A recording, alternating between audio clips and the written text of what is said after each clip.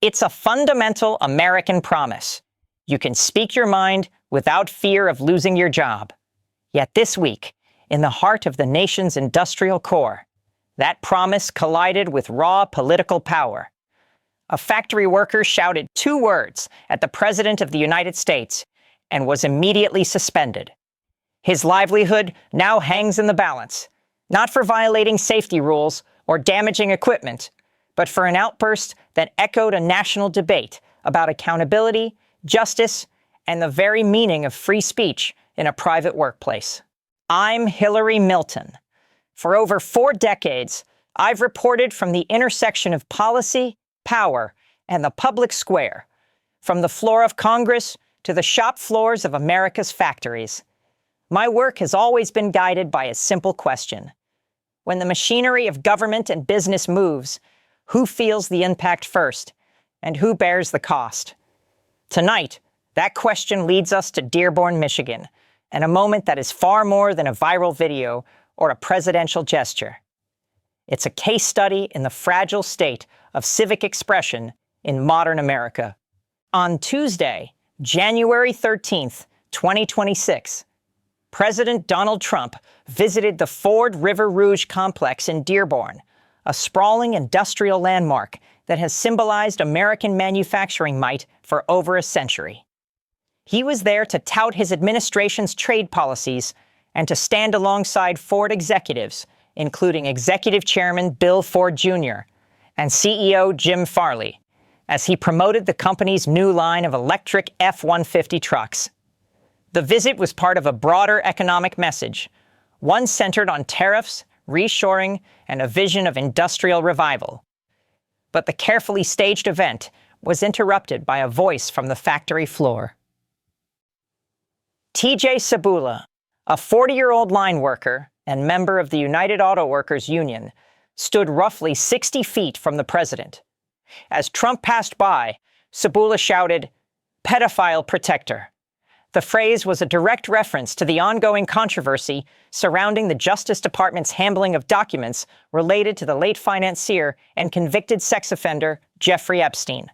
A bipartisan law, signed in late 2025, mandated the full release of all remaining government files on Epstein by December 19, 2025. Yet, as of this week, it is estimated that only about 1% of those documents have been made public. The delay has drawn sharp criticism from lawmakers on both sides of the aisle, who argue that the American public deserves a complete accounting of the powerful individuals who may have been connected to Epstein's network.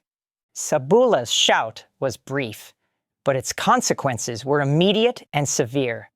Video footage obtained by TMZ shows President Trump turning toward the source of the comment, mouthing the words, "fuck you," twice, and raising his middle finger.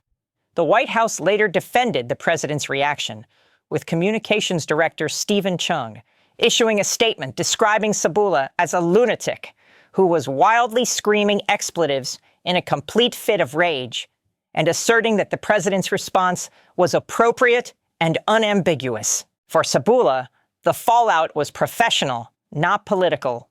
Within hours of the incident, he was suspended from his job at the Ford plant, pending an internal investigation. In an interview with the Washington Post, Sabula said he has no regrets whatsoever about his actions. He described himself as a political independent who has never voted for Trump, but has supported other Republican candidates in the past. He believes his suspension is not a matter of workplace conduct, but of political retribution for having embarrassed Trump in front of his friends.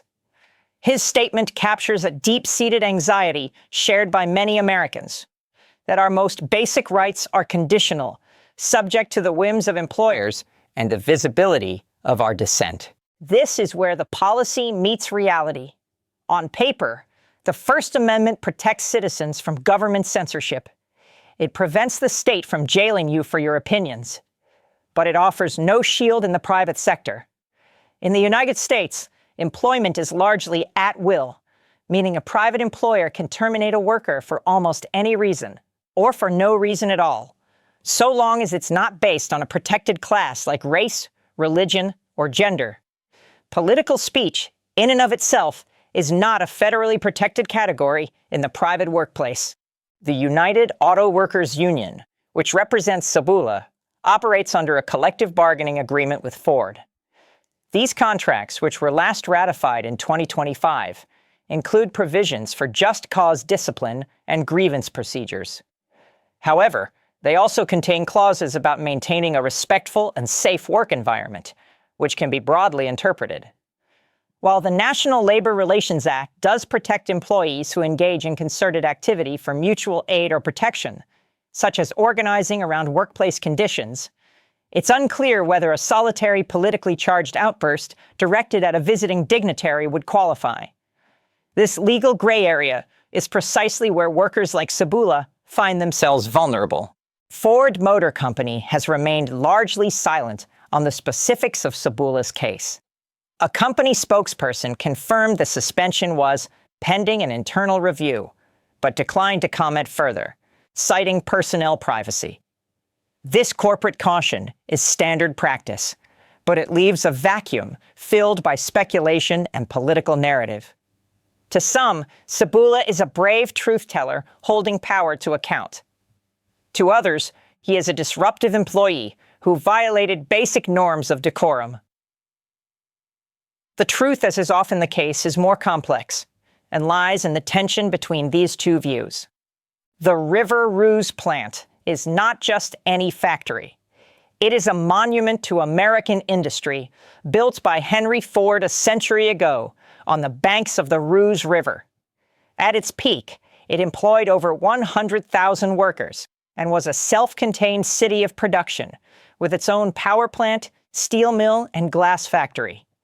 Today, it's a shadow of that scale, but it remains a potent symbol. For the White House, a presidential visit here is a photo op steeped in nostalgia, a visual argument that their policies are reviving a lost golden age.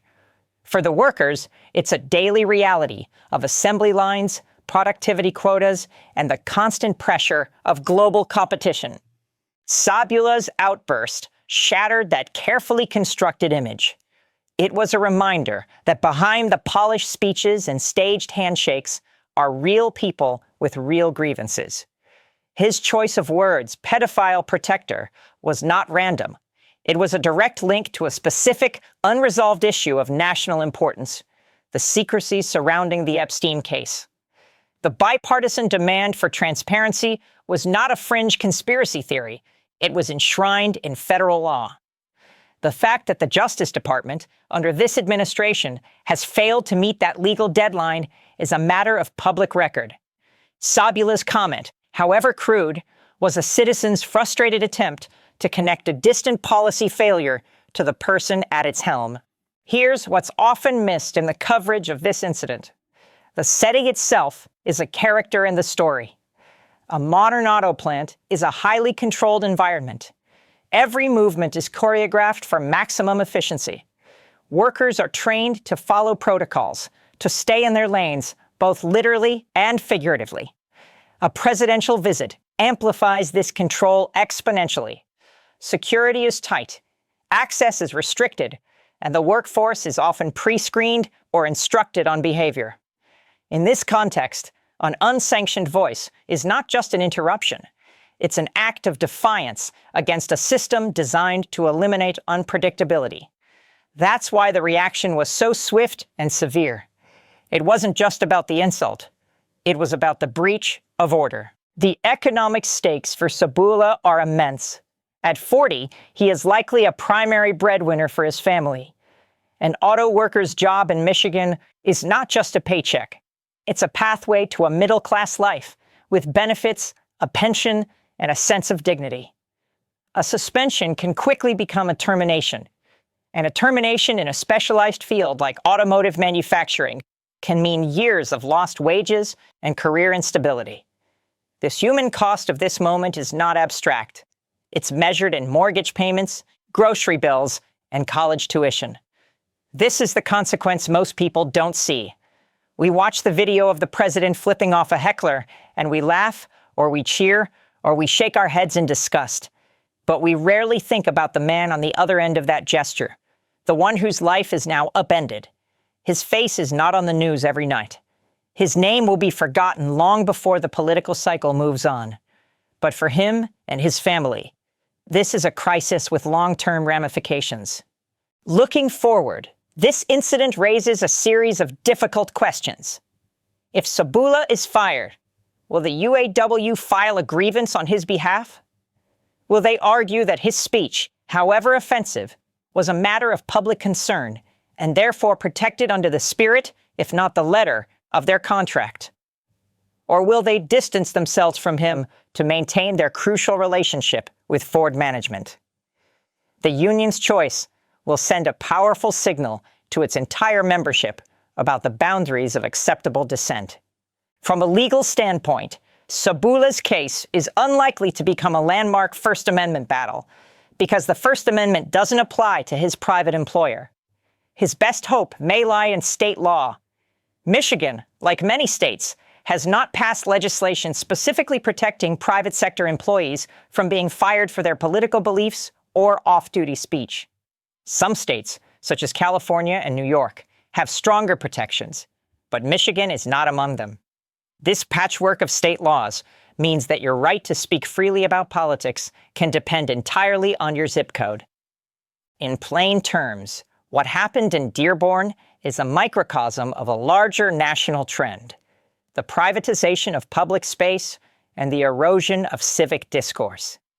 Our workplaces, our social media platforms, even our public squares are increasingly governed by private entities with their own rules and agendas. The traditional forums for democratic debate are shrinking, leaving citizens with fewer safe outlets for their frustrations. When a worker feels he has no other channel to be heard, he may resort to a desperate public shout, even if it costs him his job. That's the risk Sabula took. He believed, in his own words, that fate had given him a rare opportunity to confront power directly, and he seized it. His action was impulsive, undeniably disrespectful, and arguably counterproductive to his own cause. But it was also undeniably human. It was the raw, unfiltered voice of a citizen who felt that the official channels of accountability had failed. The White House's response, branding him a lunatic, is a classic tactic of delegitimization. By painting the messenger as irrational, they seek to dismiss the message itself. But the message, the demand for transparency on the Epstein files, is not lunacy. It is a legitimate, legally mandated request from the American people, represented by their elected officials in a bipartisan coalition. To conflate the manner of delivery with the substance of the demand is to avoid the harder work of answering the question. As this story unfolds, we must look beyond the theatrics of the gesture and the headline of the suspension. We must ask ourselves what kind of society we want to live in. Do we believe that a worker should lose his livelihood for a fleeting angry comment, however offensive, that touches on a matter of profound public interest? Or do we believe that a healthy democracy requires a wider berth for imperfect, emotional, and even rude expressions of dissent? There are no easy answers. A functioning workplace requires order and respect. A functioning democracy requires a robust and sometimes messy exchange of ideas. Balancing these two imperatives is one of the great challenges of our time. For now, T.J. Sabula waits. He waits for the results of Ford's internal investigation. He waits to see if his union will stand by him. He waits to learn if his moment of protest will be his professional ruin or a catalyst for a larger conversation. And the rest of us are left to consider a final, unsettling thought. In a nation that prides itself on free speech, how free are we really when our jobs can be held hostage for what we say? What do you think is the right balance between workplace order and the right to speak out on matters of public concern? If you'd like to see more in-depth reporting on the intersection of politics, policy, and everyday life, please subscribe to Hillary Milton now.